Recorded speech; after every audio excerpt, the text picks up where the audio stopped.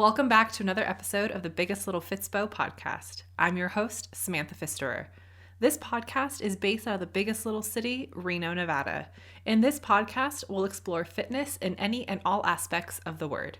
This podcast is here to keep you motivated throughout the year by hearing the stories of your peers, your idols, and your hashtag goals. And here's a disclaimer. I am by no means a doctor, a nutritionist, or a certified personal trainer. I am sharing my own personal knowledge for what has worked or not worked for me, and the guests are doing the same unless otherwise noted. Always consult with a doctor, nutritionist, or certified personal trainer before trying any methods for yourself. And my goal is to interview local fitness enthusiasts around the biggest little city for their biggest little stories about their fitness journeys and what got them to where they are today. On today's episode of the Biggest Little Fitspo podcast, I'm bringing you another interview. And this is a really cool one. Last week I interviewed Shelby Clayton, and this week I interviewed her boyfriend, Nav Sandhu. He's got an absolutely amazing story of how he went from 300 pounds to 165 pounds. Without further ado, let's hop in to his epic fitness journey about how he made that huge transformation. Well, welcome to the Biggest Little Fitspo podcast. It's nice to have you here. Thank you. It's nice to be here. So let's just talk about who are you, how old are you, and how long have you been active? So my name is Nav Sandhu, and I'm 22 years old now. Just actually turned 22 last week. So. Happy birthday. Thank you. And I started my fitness journey about 3.5 years ago, but I've always been into sports like majority of my life. I played basketball and soccer while growing up as a kid, and then I shifted towards football when I started high school. And then after I graduated high school, I just completely stopped doing football, and then that's when I fell in love with bodybuilding. Nice. I saw your little Snapchat superhuman story the other day. Yeah, that was cool. Pretty rad. How'd that happen? So I actually got reached out after my first show back in May from a company called Wave TV. Okay. And that company pretty much, they do a bunch of different stuff. They just, make little montages of like a bunch of really, random but cool things. And then they started this little kind of like skit or like type of videos called Superhuman. And then they reached out to me and they were like, hey, we just started transformation on TikTok. And we were like, this is so cool. They were like, we just started this thing about a year ago, and they were like, we came across your page and we just thought it would be like a great fit because your story is just really interesting and we really like how you talk about the ups and the downs. And so then after like 6 months, they ended up posting the video. So 3 months in, they did a little interview, and then they just were like, hey, send me all the footage you have of yourself. And then I was like, okay, sick. And then I got an email 2 days ago saying, hey, your video is going to be live. And I was like, oh, okay. And then they gave me a little promo, and I saw it for the first time too last night with my family, and I was like beyond amazed. Like, it was so cool, and it was like unexpected. I didn't expect it to turn out how it did, but it went beyond my expectations. So yeah, it was super cool to see your journey. So at least I have a little bit of a background of like how you came to be where you are today. So what was your first fitness experience? Was it playing football in high school, or was it something before that? Well, my dad was an athlete growing up, and he played professional soccer. So I was always around sports a lot. But back then, when I was growing up, sports was more of like forced on me, which that's why I think that I don't really enjoy soccer or basketball much anymore, just because that's what I was kind of forced to play growing up. And then after I stopped playing, that's kind of when I started gaining a lot more weight, and this was probably in like third grade. I started gaining a lot of weight during that time, and then in high school, that's when I started playing football. And during football, I guess that's kind of where the fitness side came in, because that's, we had to work out after practice, but it wasn't really a like fit and healthy way of approaching things because I didn't know anything about nutrition. And even when it came to training, I didn't know anything about how to properly train. It was just, hey, eat, gain weight, and just lift very heavy so you can hit things really hard, right? So that's what got me into the whole competitive side, which is what I think led on to the bodybuilding thing now. But I would say most of the actual fit stuff came after I graduated, when I was like, well, I'm almost 300 pounds. I don't have any sports, but my eating habits are the same. So I'm just lazy sitting on my butt, but I'm eating like 7,000 calories a day. And then that's when I was like, all right, well, I should probably start to lose a little bit of weight just so I can live a little bit longer. And then I just kind of took it like one step at a time, just watched a bunch of videos, try to really gain knowledge and understand kind of how the body works and just proper diet and training. So when you say that you were almost 300 pounds, since obviously people can't see us right now, how tall are you? I'm 5'11". I kind of switch between 5'10" and 5'11" every time I go to the doctor. So depending on how good you feel that day. Yeah, just depending on how well my posture is. And then I haven't grown in the past like 3-4 years. So I'm about 5'11", almost was 300 pounds. But now I'm like sitting at about 190 to 200 right now. Which I feel like is a good like maintenance. Like you look good, you look healthy, you look happy. With football, I guess with the experience, like was it bad and you wanted to like improve after that, or was it just something to do and then you just kind of found bodybuilding later? I think it was more that I kind of like fell in love with it. I mean, we had to work out regardless, and I was just like, oh well, if I work out, then I can eat whatever I want again. But that's not necessarily how it works. And so I just started working out for fun a couple times out of the week. And my sister actually was the one who got me to get into sports again and even start working out again. And then I just kind of went with her. She was my gym buddy. And then she kind of stopped going, but I just kept going. And then I think it was more or less like I just kind of missed spending time on something and just like being very invested into something. My parents were they set very high expectations when it came to school, and I didn't get into any of the top universities I applied to. And so I just ended up going to community college, which there's nothing wrong with that, but it just wasn't what I expected to do straight out of high school. And so during that time, I think like I was just really angry with myself, and not only was I upset with like where I was when it came to career and like schooling, but then I also turned to the fact that I was like, well, I'm not really doing anything when it comes to my health either. And so it just kind of became like an addiction because I knew that at least this is something that I had control over. I would honestly say like the experience was just really good. Like all the pain and like the sweat and like hours of cardio and then having to like learn how to use my Fitness or just like count every single gram, it became kind of addictive. So I kind of fell in love with it later.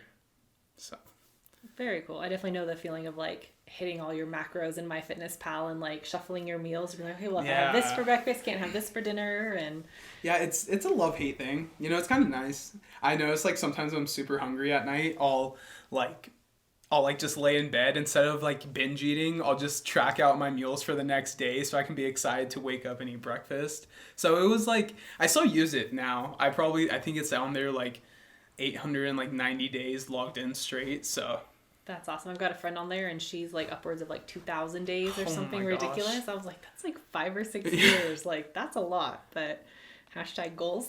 I know. That's some pure dedication right there. So what do you like best about where you are now in your bodybuilding fitness journey? I think right now, I love the fact that I have competed and I was able to experience that, which was such a big goal that I had set. And my girlfriend Shelby, if I hadn't have met her, then I wouldn't have actually ended up competing just because, I didn't have the balls to do it, right? I just I always said, oh, I'm going to do it. But then I never just kind of built up to actually doing it. And then when I saw her compete and she competed in 2 shows as well, then I was like, you know what? I can do this, right?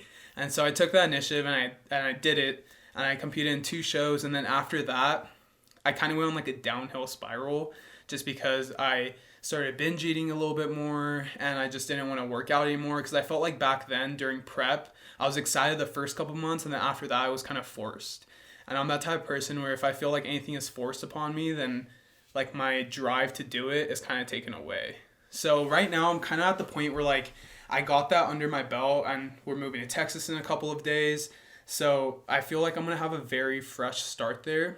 And I've already decided I'm not going to compete this year. And I think that right now it's just a matter of growing myself as an individual and knowing that I have achieved some of the goals I had set for myself. So taking a little break won't necessarily be a bad thing. It should be more or less getting that balance back and being able to live that healthy, fit lifestyle, not just a bodybuilder lifestyle. So taking yourself into consideration this year to take that off season, are you also planning on building a crap ton of muscle? Definitely that is the goal. I don't want to be as restrictive. So I think right now taking an approach as being 80-20, meaning following on track and making sure that when it comes to the diet aspect, making sure that I'm getting my protein goal in and eating enough food, but also not overeating to the point where I just gain a lot of body fat. And then growing as much as I can physically would be the best thing that I want. I want to be around 220 by the end of this year. And hopefully it's not body fat, right? Hopefully it is muscle. But then again, I am natural, right? Which is another setback when it comes to competing in bodybuilding, especially when it comes to classic physique. Talk a little bit about like the division of bodybuilding that you're in, because obviously bikini bodybuilding is what I know, but I'm not very well versed in men's divisions. Yeah. So I did both men's physique and classic physique. But men's physique, I felt that I couldn't truly show off like all the work that I put in because it is only waist high and then your calves, right? And then classic physique is nice because you get like a full 1 minute routine. You get to choose your song. You get to like do your own posing. You get to show like literally you're just wearing like kind of like a Speedo looking thing and you get to show off your legs, which is a dominant point for me. I feel like bodybuilding or classic physique is where you can truly show like the art behind it. From that standpoint, I got second place in both shows. And a lot of it came down to, I wasn't even the biggest guy. It was just because I was the most conditioned. So I do think that spending this year to grow as much as I can, muscle-wise, that will be great because I know conditioning-wise, I'll be able to bring it. It's just a matter of taking the time to put on the muscle. So. Did you coach yourself for those two shows or did you have a coach? So I've actually been self-coached. I did hire a coach back when I first started, like in 2018. And I kind of just stuck with him for the first month or so, but it was just like a very, like basic plan. It was just broccoli, chicken, rice, potatoes, asparagus, which I absolutely despise. Or maybe I'm just not cooking it right. But yeah, I don't like it. And I was just like, I can't live like this. Like that led to more binge eating and that led to me gaining actually more weight. So I kind of stopped going with him. And then I lost all that weight completely self-coached and just learning it. And just, there was a lot of ups and downs. And I may have lost too much weight too fast. But then I learned from that. And then, I kind of used myself as like a little experiment monkey, right? So this prep I did completely myself. And up until this point, I don't really count that first coach as a coach, right? Yeah, I did it self-coached. And it was also nice because that kind of forced me to do a lot of research, which I think was good because I don't think a lot of people look at the negative effects that could happen to you when it comes to your hormonal levels and, just putting extreme stress on your body. And yeah, it was cool. I had a lot of friends who were there to like give me some much needed advice. Like Shelby, she's competed and I would say she's practically self-coached as well. And she competed in a few different shows. And so when it came to just learning stuff about peak week or like when I should add more cardio or just anything like that, I kind of turned to her and a couple of my other friends here. So what would you say is the most challenging about either bodybuilding or like where you're at now going into this improvement season, and how do you think you'll stay motivated?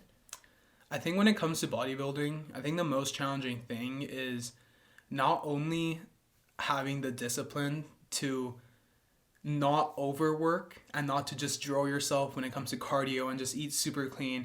I think the most important thing and the most difficult thing is taking a very smart approach and expecting the unexpected things. I feel like a lot of people think that the hardest thing is, just getting, your cardio in. But when it comes to training, I feel like that's the most enjoying part that you can have because, the more you train, the better you're going to look the day you wake up. Or the following day you wake up. And then the diet too. The better you eat, the results are going to be addicting. After the first month or two of you being on prep, after that, every single day you wake up looking better and better. It's like crazy. It's because you just get so lean that every single 0.1 pound makes a difference. Oh yeah. And then I think the most difficult thing is how you bounce back after the show. And I feel like a lot of people talk about it, like after your first show, you're going to rebound so bad. Yep. Why? Because you just don't expect it. Right. And I've heard all these stories. I've seen these videos. I gained 45 pounds in 3 days. Right. And then I was like, oh, no, I would never do that. And after my first show, I was fine because I knew I had a second show a month later. But after that second show, I was like, oh, well, I'm not competing anymore. And I just ate like crap. And I put on almost 32 pounds in 2.5 days. And it was traumatizing. My legs, I had edema in my legs, and I was just in so much pain. I couldn't sleep because I was so bloated. I couldn't go into the bathroom because I just didn't drink enough water. So it was just all bad. And I feel like that's what really can hurt people after a show, is how well you rebound and how controlling you were before, during your prep, and then how you are after your prep.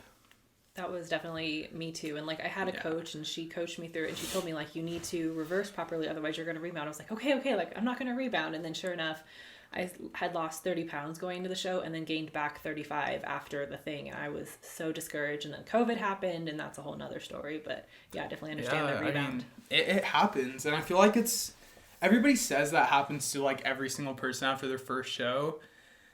And I really want to argue that wasn't the truth, right? I would say like 90% of the people who don't know how bad it could be mentally after the show, those people are like the ones who, either are gonna rebound bad or they're gonna reverse really well. And so, yeah, that's harsh. When did you compete?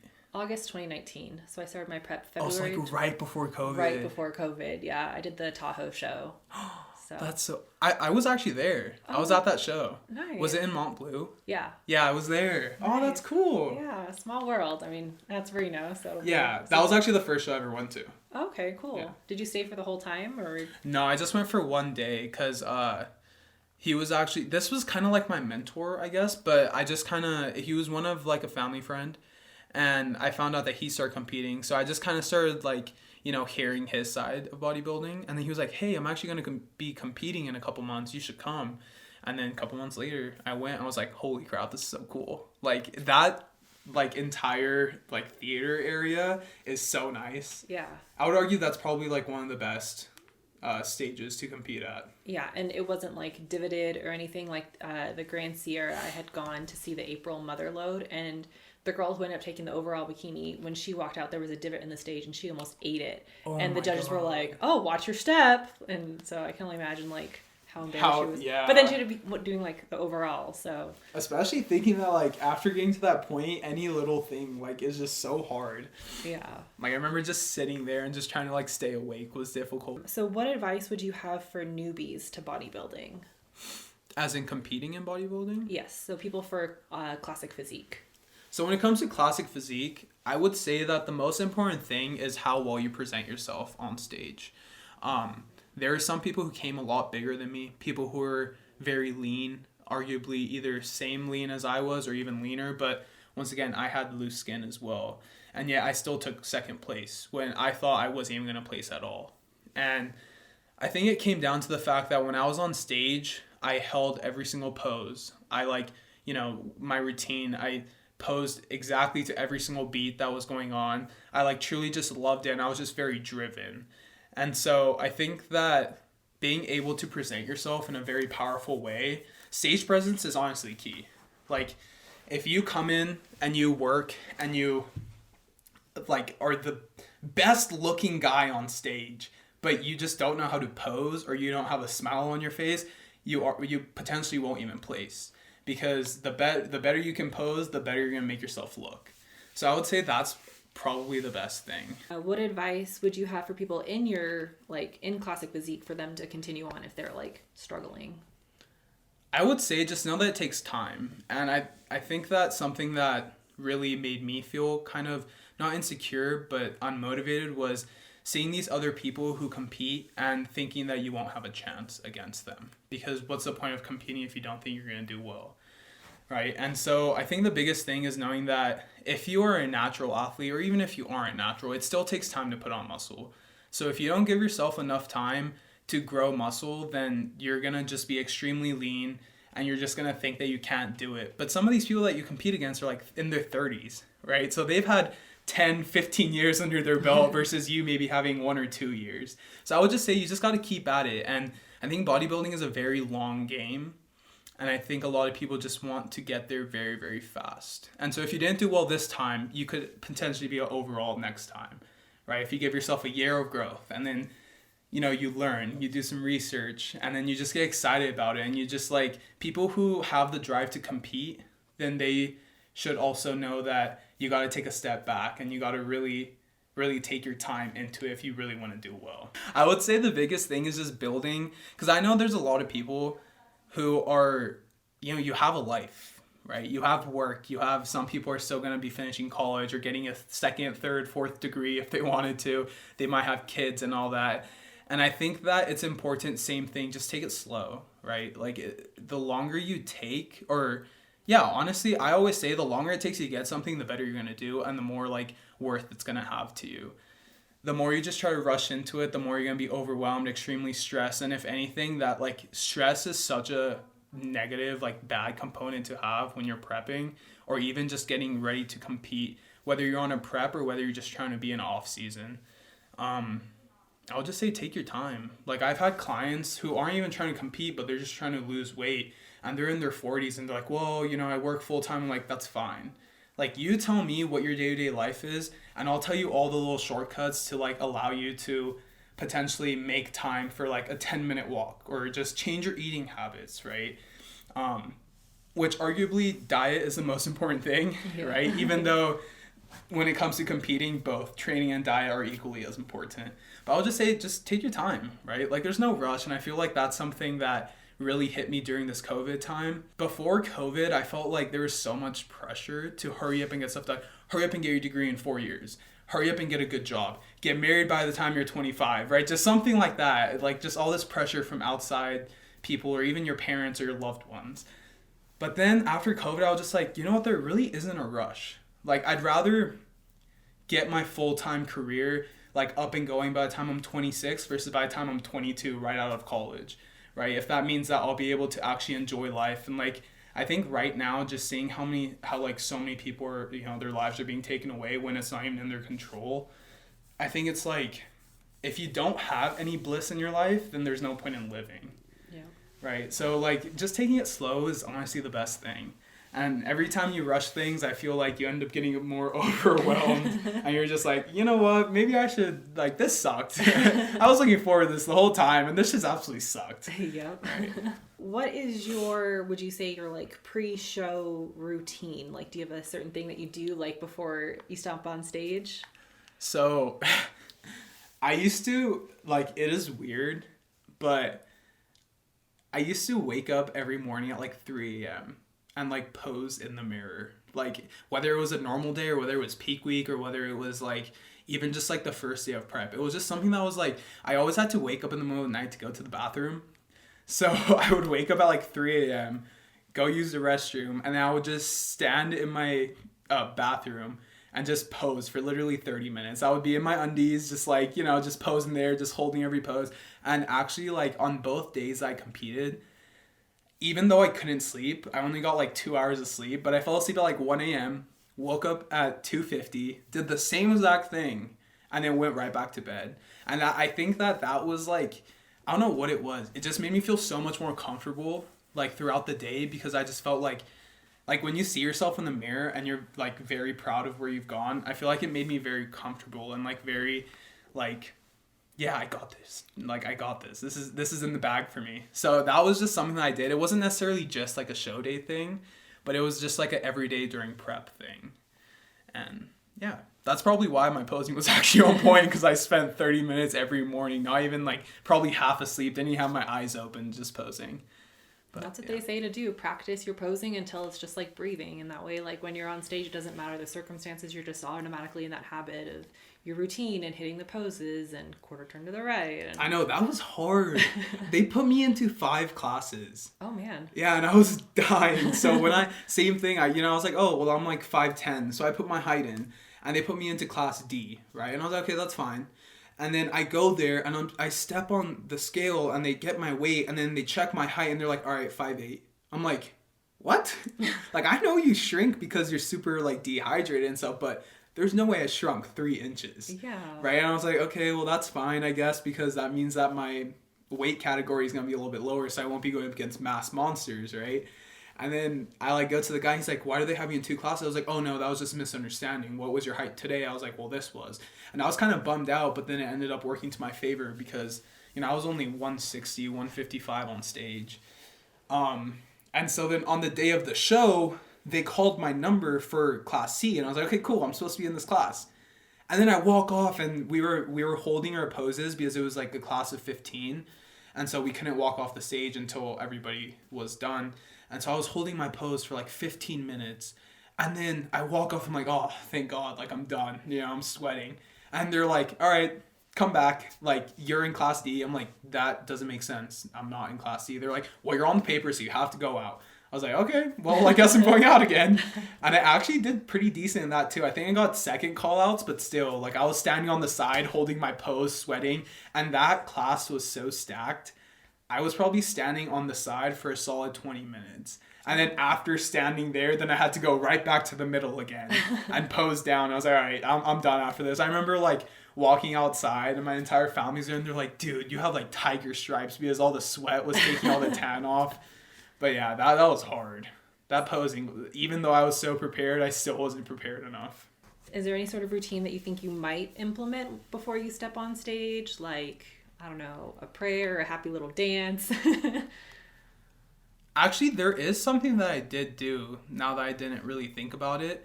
I grew up very religious, and so I wouldn't say that, I'm not Catholic or Christian. The religion that I follow is called Sikhism, and it's a very like new religion, probably only like 500 years old or so. But it's a very laid back. It's more of like a lifestyle, just, be a good individual, stuff like that. And I think during my high school years, I kind of like started drifting away from my, spiritual side, my religious side. And I don't know what it was. I think it was just after I graduated high school and I just like started focusing on myself, I started getting back towards like being religious, just praying and stuff like that. And so I actually touched the floor, touched my heart, touched my lips, and then I put my fingers in the sky. And that's kind of like my way of just like telling God that everywhere I walk, you're always in my heart. Anything I say, you're always going to be there. And that's just something that I did. And I did it both times before stepping on stage. Very cool. That's a neat little routine. So let's talk about the workout that we're gonna do together. Is it something that you designed for yourself, or did a trainer give it to you? So I actually, most of my workouts as well, like, I still watch workouts and stuff online, but most of the programs that I run, I do them all myself, or I write them all myself. And the workout that we're gonna do today, it's going to be a push workout. Okay, cool. As long as it's not legs. It's going to be a little bit of shoulders, a little bit of chest, a little bit of triceps.